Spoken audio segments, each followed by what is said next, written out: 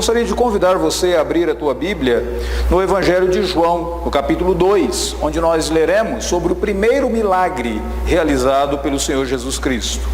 Evangelho de João, capítulo 2, do versículo de número 1 a 11.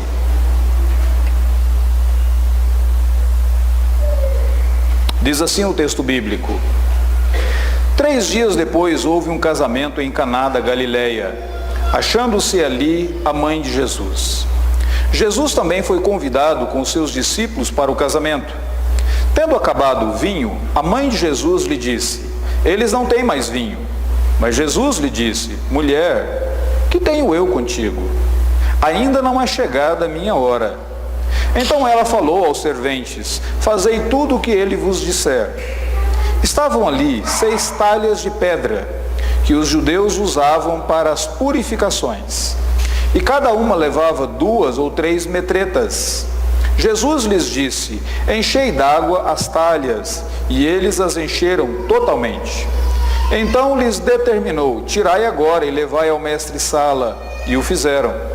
Tendo o mestre-sala provado a água transformada em vinho, não sabendo de onde viera, se bem que o sabiam os serventes que haviam tirado a água, chamou o noivo e lhe disse: todos costumam pôr primeiro o bom vinho, quando já beberam fartamente, servem o inferior.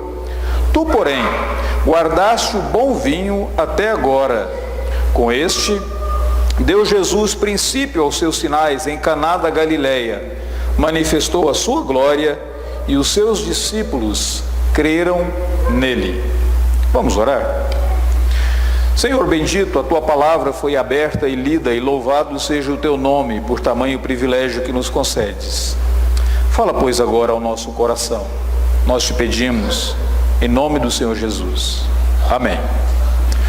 Quando eu digo que nós estamos num programa de culto focalizando a vida, os ensinamentos e os milagres do Senhor Jesus, talvez a primeira coisa na sua mente, a primeira pergunta que vem à tua mente é: por que fazer isto?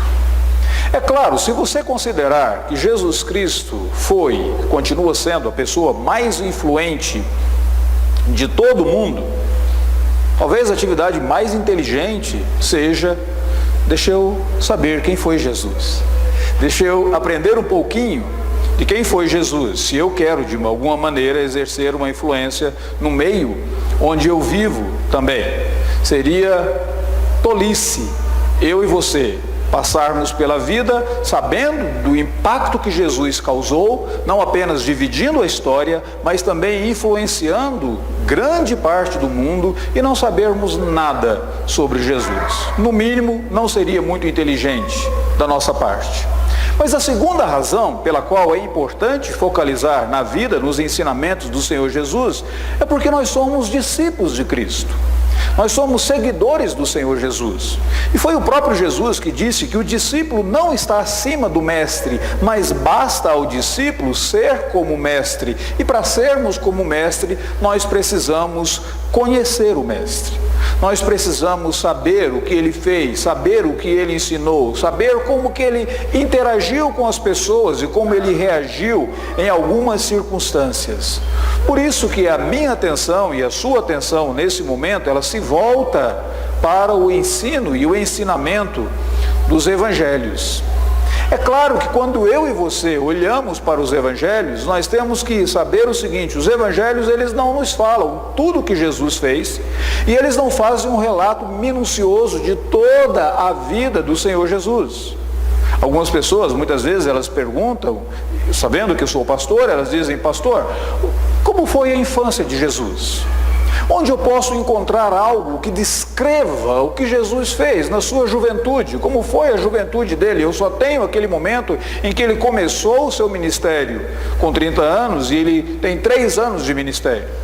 Os evangelhos não falam sobre isso. Deixa eu alertar você para um pequeno detalhe. Os evangelhos, eles não são livros de biografia. Se você lê os evangelhos como sendo uma biografia do Senhor Jesus, você vai ficar frustrado, porque os evangelhos não são assim, eles não são literaturas biográficas, eles são mais sermões biográficos. Sabe quando você ouve um sermão na igreja, alguém faz um sermão sobre Moisés, E a pessoa fala, destaca os exemplos que você deveria seguir na vida de Moisés, e ela fala, ainda que apontando aspectos fracos e aspectos positivos da vida de Moisés, ela dá mais ou menos um direcionamento.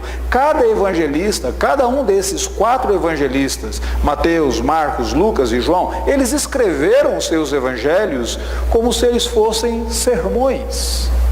Cada um deles tem uma maneira como eles abordaram o Senhor Jesus. Mateus olhou para Jesus de uma perspectiva, Marcos de uma outra, e João agora também de uma outra perspectiva. É por isso que muitas vezes você lê os evangelhos e você vê, essa história não está no evangelho de Mateus. Por exemplo, essa história que nós acabamos de ler aqui, ela só está no evangelho de João. João tem um propósito ao escrever o evangelho dele, e ele deixou bem claro qual foi esse propósito, lá no finalzinho do evangelho, capítulo 20, versículo de número 31, ele diz assim: essas coisas foram escritas para que creiais ser Jesus o Filho de Deus. Ou seja, cada história no Evangelho de João tem o objetivo, tem o propósito de despertar no meu coração e no seu coração a fé. E observe o versículo de número 11 do capítulo que nós acabamos de ler. Diz assim: com estes deu Jesus princípio aos seus sinais em Caná da Galileia, manifestou a sua glória e os seus discípulos creram nele. Essa é uma história que fala sobre o impacto que algo que Jesus realizou teve nos seus próprios discípulos e como eles puderam crer nele e serem fortalecidos na fé por meio daquele milagre. Mas é claro, eu e você lemos essa história falando do milagre da transformação da água em vinho. Só que o texto não diz que foi um milagre, o texto diz que foi um sinal. Versículo de número 11 diz: com esses deu Jesus princípio aos seus sinais. Se ele é um sinal, ele te aponta, ele te conduz, ele mostra algo mais.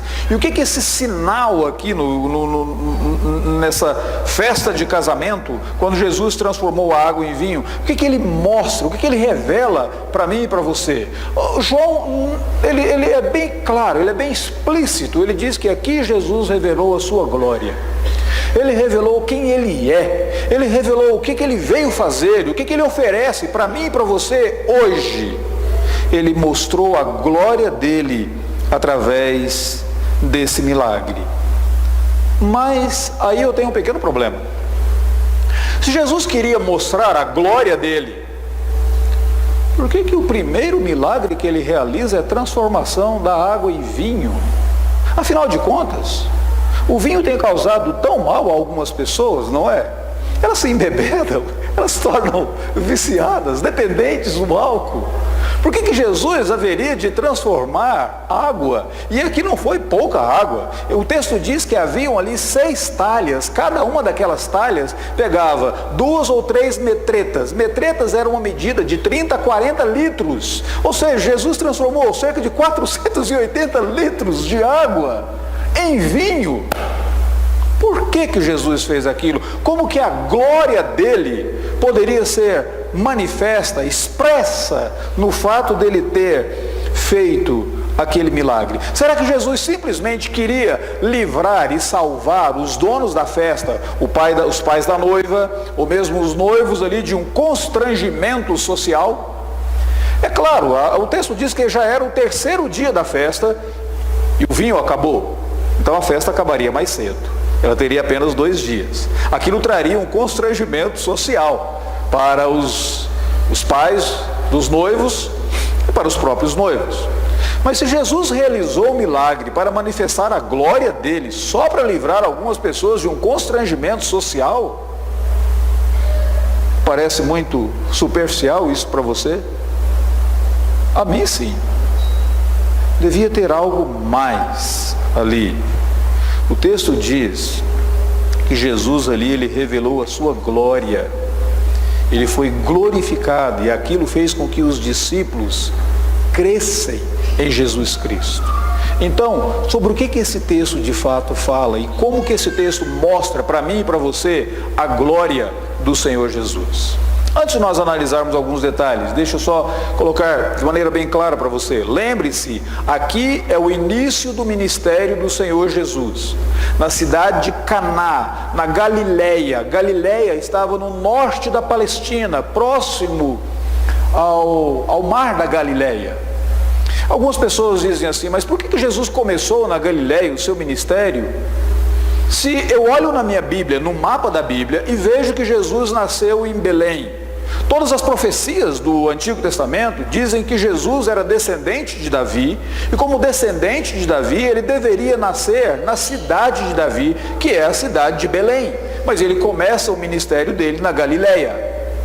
Deixa eu lembrar você que logo que Jesus nasceu, os magos vieram, logo depois, cerca de 2 anos, 2, 3 anos, depois do nascimento de Jesus, os magos vieram e eles se aproximaram do rei Herodes, que não era um rei legítimo entre os judeus. Entendam bem isso.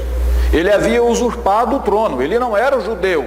A esposa dele era, mas ele não era o herdeiro verdadeiro do trono. Os magos vieram para Herodes e fizeram uma pergunta simples para ele, mas aquilo desabou o mundo de Herodes. Eles disseram: onde está o recém-nascido, o rei dos judeus? Como ele não era o rei legítimo, e a pergunta era: onde está o verdadeiro rei dos judeus? Ele quis saber onde o Messias haveria de nascer e mandou matar todas as crianças daquela cidade. Por isso que o texto diz que Herodes mandou matar todas as crianças de 2 anos abaixo. E elas foram exterminadas. Naquele momento, antes das crianças serem exterminadas, José e Maria haviam sido advertidos pelo próprio anjo de Deus a fugirem para o Egito. Depois que Herodes morreu, eles poderiam voltar. Mas quando Herodes morreu, o filho dele ficou no poder. Então José ficou com medo de voltar para Belém da Judéia. E o próprio anjo de Deus disse que ele deveria ir para Galiléia, para a região mais norte, para o extremo norte, mais distante de onde estava o descendente de Herodes. E ali Jesus cresceu. E ali Jesus iniciou o ministério dele. E ele iniciou o ministério chamando os seus discípulos, chamando pescadores que pescavam lá no mar da Galileia, chamando alguns que ali estavam, mas nem todos aqueles que foram chamados para serem discípulos de Jesus e futuramente seriam apóstolos de Jesus, nem todos eles confiavam plenamente em Jesus. Aliás, no capítulo anterior, tem um tal de Natanael, que ele não acredita totalmente em Jesus. Quando alguém chega para Natanael e diz: encontramos o Messias, Filipe chegou para Natanael e diz: encontramos o Messias. E Jesus, o Nazareno, ele vira e diz assim: de Nazaré pode sair alguma coisa boa? Nada de bom vem de Nazaré. Ou seja, ele tinha preconceito, era um preconceituoso, era um racista esse bendito desse Natanael. Não é? Então, quando ele se aproxima de Jesus, Jesus diz para ele: eis um verdadeiro judeu em quem não há dolo. E como Natanael não era apenas preconceituoso, mas ele era também arrogante e orgulhoso, ele disse: de onde o Senhor me conhece? Eu acho incrível essa atitude de Natanael. É o cúmulo do orgulho. Jesus acabara de fazer um elogio: eis um israelita em quem não há dolo. E Natanael diz: sou eu. De onde o Senhor me conhece? Jesus diz: antes de Filipe te chamar, eu te vi assentado debaixo da figueira. Natanael muda. Ele diz: Senhor. Jesus diz: por que eu te falei que eu te vi debaixo da figueira, você crê? Maiores coisas do que essa você verá. E agora Jesus transforma a água em vinho, dando maiores coisas para Natanael e os outros discípulos verem, a fim de que eles de fato crescem corretamente no Senhor Jesus. E Jesus vai para uma festa. É uma festa de casamento. O primeiro lugar onde ele manifesta a sua glória, o primeiro lugar onde ele realiza um sinal, algo que aponta para dizer: este é diferente. É interessante você observar só para entender o significado dessa festa, é importante que você entenda que quando você está lendo a Bíblia, você está lendo a Bíblia que fala de um contexto da importância da família. Casamentos são importantes, familiares são importantes, relacionamentos pais e filhos são importantes. No domingo passado falamos sobre a parábola do filho pródigo, onde você vê como que uma família destroçada traria tristeza naquele contexto. Família é importante, porque família é invenção de Deus. Casamento não é uma convenção social, foi uma instituição de Deus, e Deus instituiu esse casamento antes de instituir a própria igreja. O próprio povo de Israel vem depois da família. Então é importante. Jesus resolveu se revelar ao mundo em um contexto de família, nascendo em uma família e se relacionando nesse contexto. E agora ele resolve realizar o primeiro milagre em uma festa. E o texto diz assim: Jesus Cristo, ele foi convidado para aquela festa. O vinho havia acabado, seria um verdadeiro constrangimento social, porque sem aquele vinho a festa não teria continuidade. Jesus interfere e ele se encarrega naquele exato momento de dar continuidade à festa. Jesus naquele exato momento ele se revela como a verdadeira fonte da alegria, a verdadeira fonte do contentamento. Deixa eu fazer uma pequena pausa aqui antes de mostrar as lições desse texto para você. Provavelmente você conhece muitas pessoas que já frequentaram a igreja e hoje não estão mais na igreja. E você pergunta para elas: por que você não está na igreja? Por que você não está comprometido com a igreja? Por que você não caminha com Jesus? Ele vai dizer: crente é muito sem graça, crente não tem alegria. Sabe, essa questão de andar com Jesus, essa questão de ser discípulo de Jesus, você não pode isso, não pode aquilo, não pode aquilo outro, não pode aquilo outro.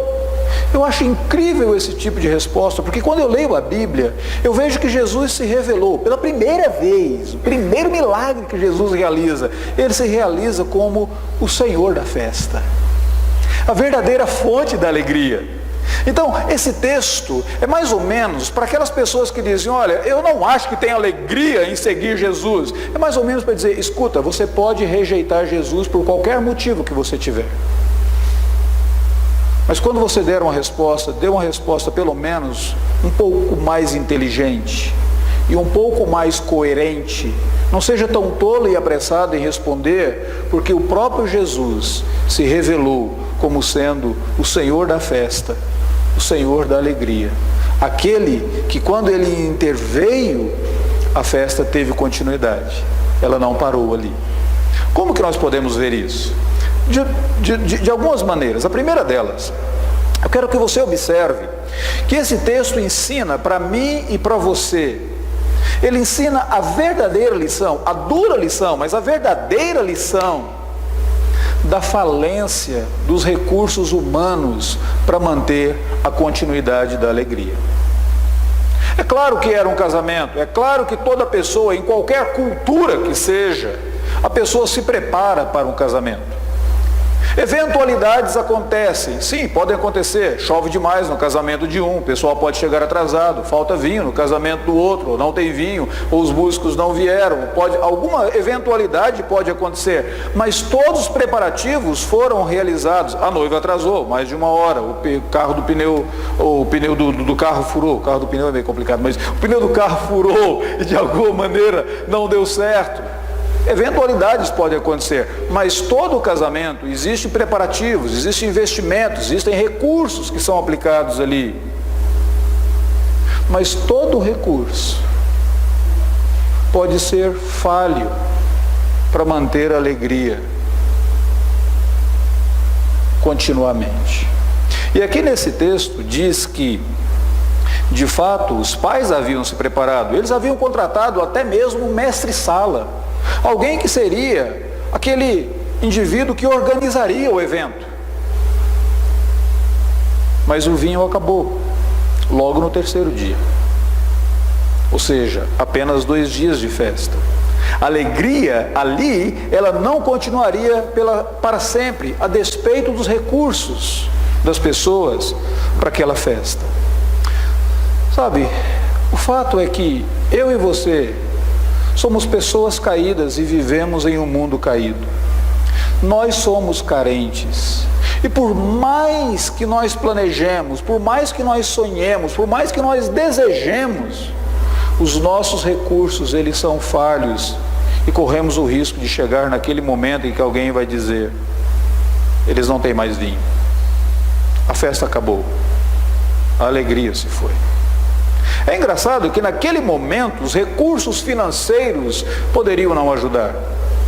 Onde eles haveriam de encontrar mais vinho para dar continuidade àquela festa? Poderiam até ter os recursos financeiros, mas se você não tem o produto, se você não pode ter de imediato a assistência, recursos financeiros, muitas vezes eles não são suficientes para manter alegria na minha vida e nem na sua vida. Quantas pessoas você conhece que elas são ricas, milionárias, mas elas são vazias, elas não conseguem ter alegria, algo falta para elas, não há continuidade. Companhia de amigos, claro, era uma festa, os amigos estavam presentes, os parentes estavam presentes, todos ali estavam, mas chega um determinado momento que nem toda a presença e a companhia dos amigos pode ajudar.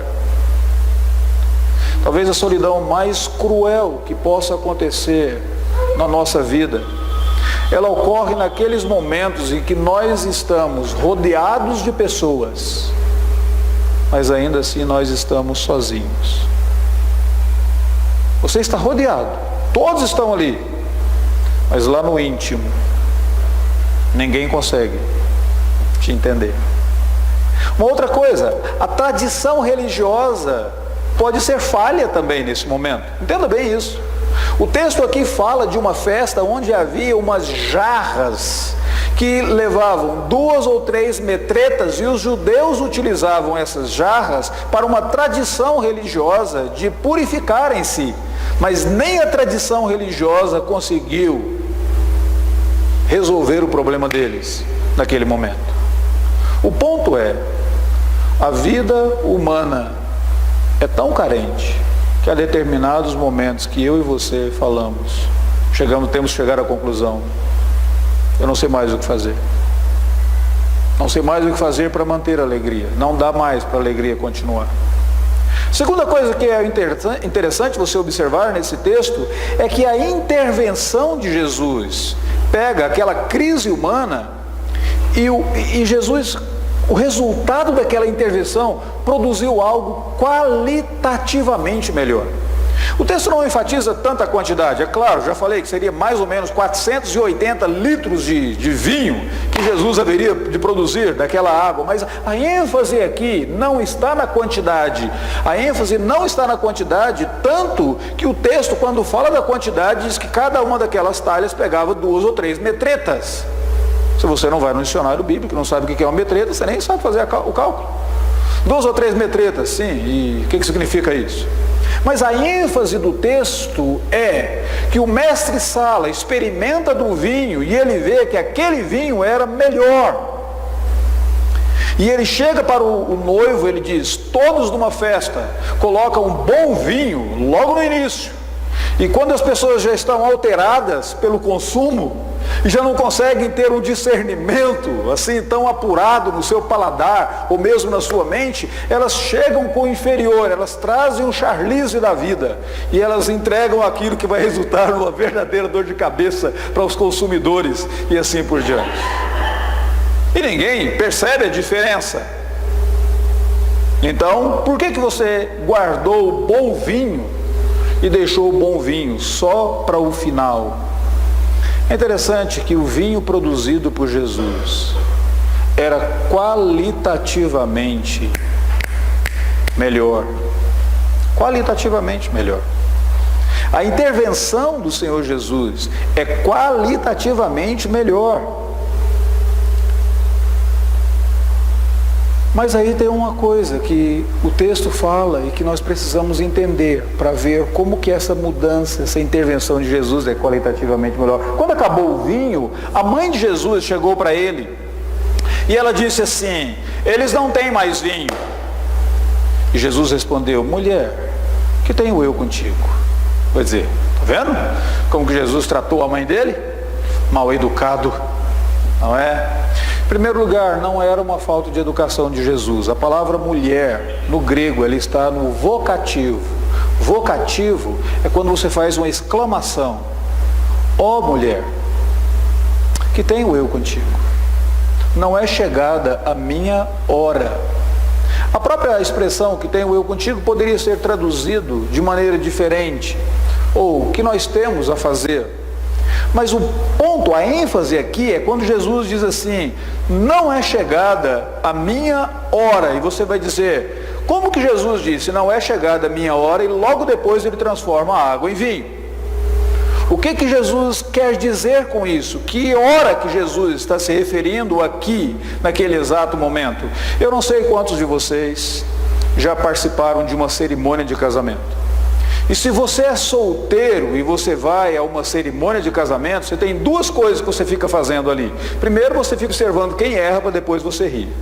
Isso é básico. Segundo, você fica imaginando como será o seu casamento. Como que será o dia do seu casamento.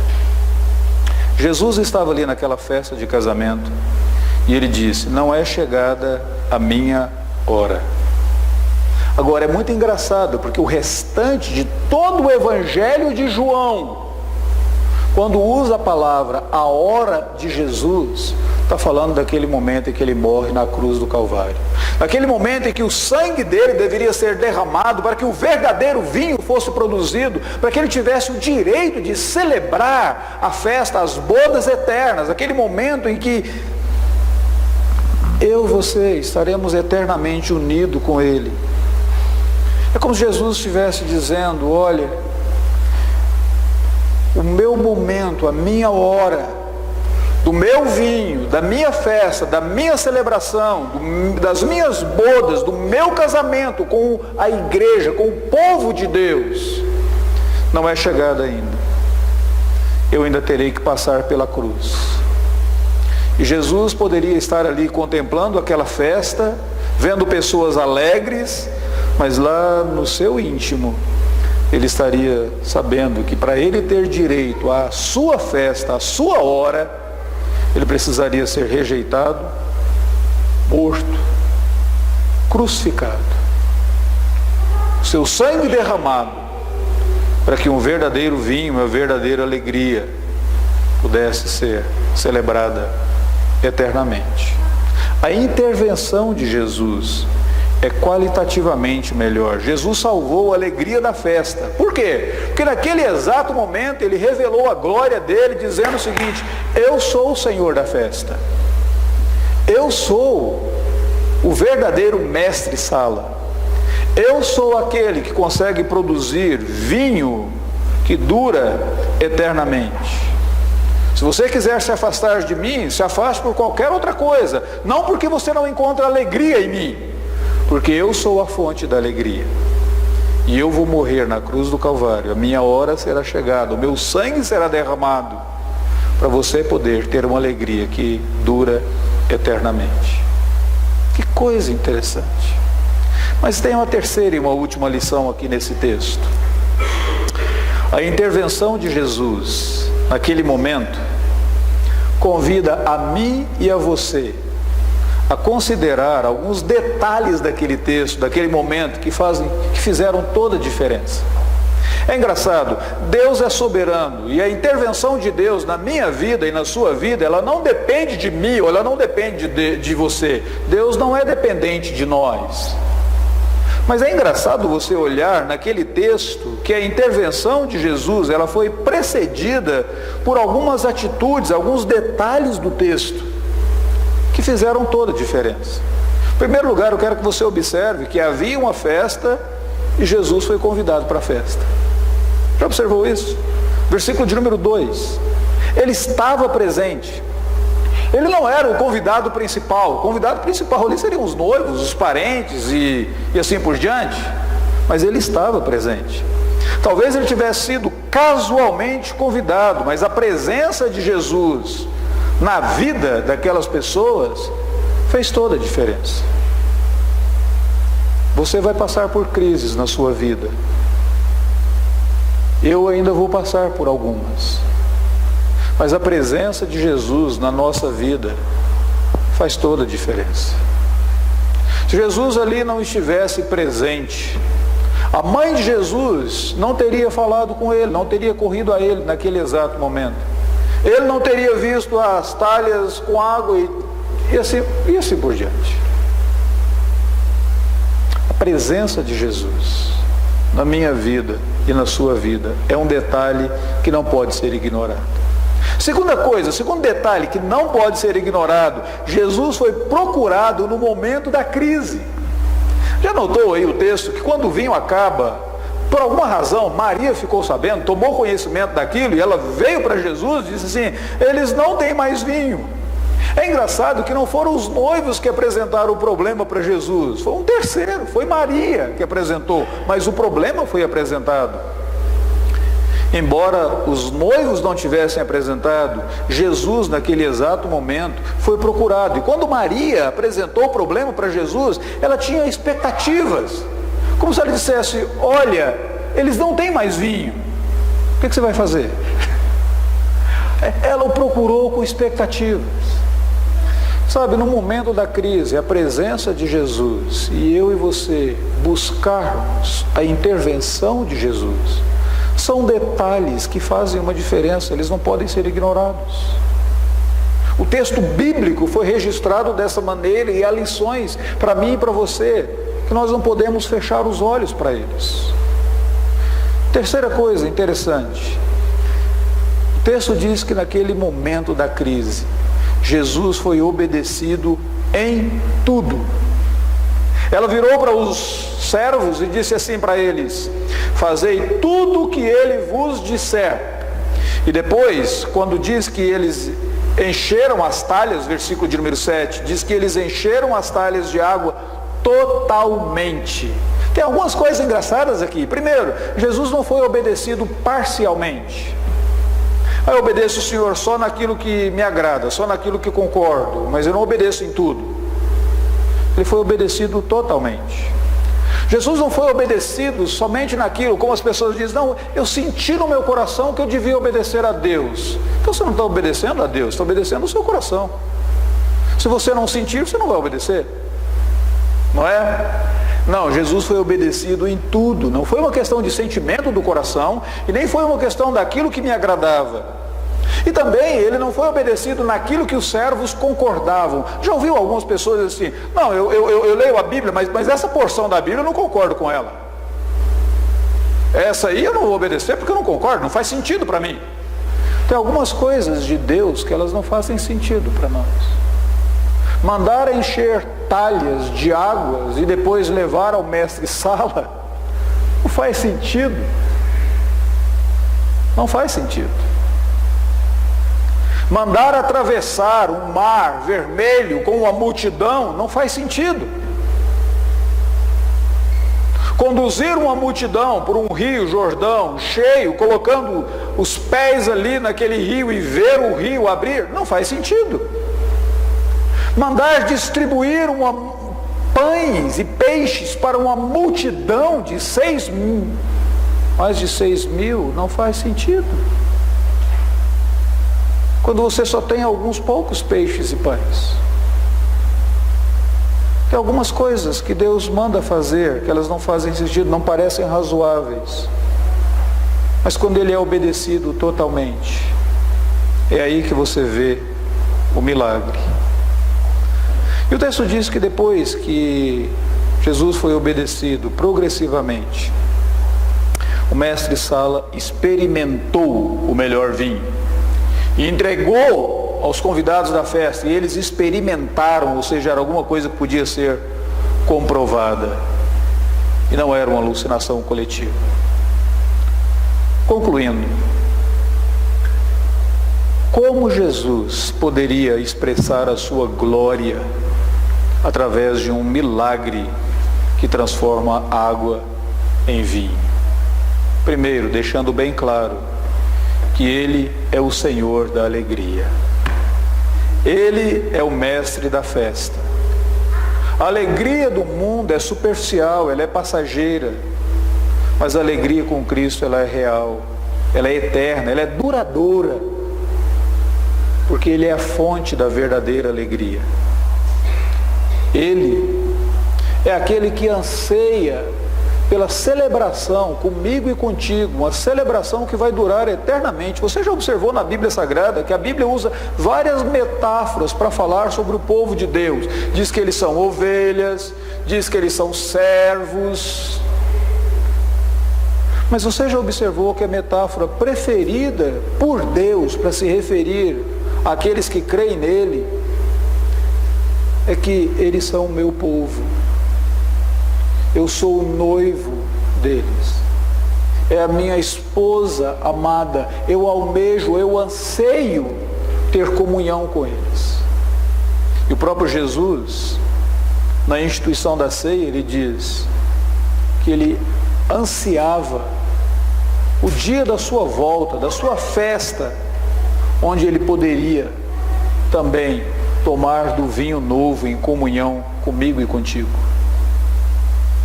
Como que esse texto mostra a glória de Jesus? Mostrando que Ele é o Senhor da alegria, mostrando que Ele é aquele que deseja celebrar a íntima união comigo e com você.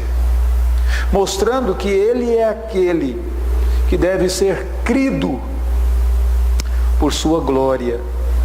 Essas coisas foram escritas para que creiais. Creiais. Mostrando que Jesus é aquele que veio oferecer para mim e para você transformação, mudança. Jesus não veio para deixar as coisas como elas se encontram, mas Ele veio para trazer para mim e para você mudança. Agora é engraçado, muitas vezes no momento da crise, seja ela relacional, existencial, financeira, qualquer que for,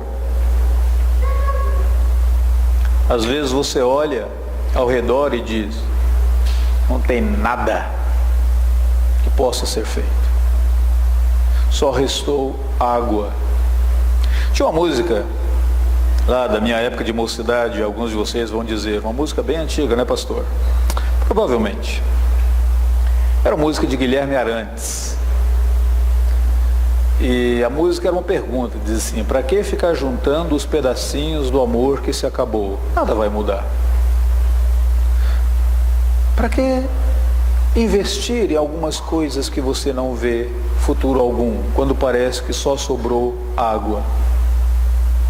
Mas esse texto diz que Jesus é o Senhor da festa. Ele é tão poderoso, mas tão poderoso, que Ele veio oferecer transformação. E muitas vezes Ele transforma do nada, da água, daquilo que restou, daquilo que ficou. Seja no seu relacionamento, seja na sua vida íntima, em todo o seu ser. Ele é o Senhor da festa. Ele é a fonte da verdadeira alegria. Você pode até rejeitar Jesus, mas se você rejeitá-lo, não rejeite porque Ele não tem alegria, porque isso seria uma resposta não inteligente da sua parte, para não dizer burra. Porque Ele é o Senhor da festa. Ele se revelou como o Senhor da festa e a fonte da alegria, do contentamento para mim e para você. Vamos orar nesse momento. Senhor Deus bendito, nós pedimos que o Senhor abra o nosso entendimento e abra os olhos do nosso coração para contemplarmos a Tua glória, sabermos quem Tu és e assim, com convicção, crer em Ti, esperar em Ti e recorrermos a Ti para uma intervenção duradoura, valiosa e transformadora na nossa vida. Em o nome do Senhor Jesus. Amém.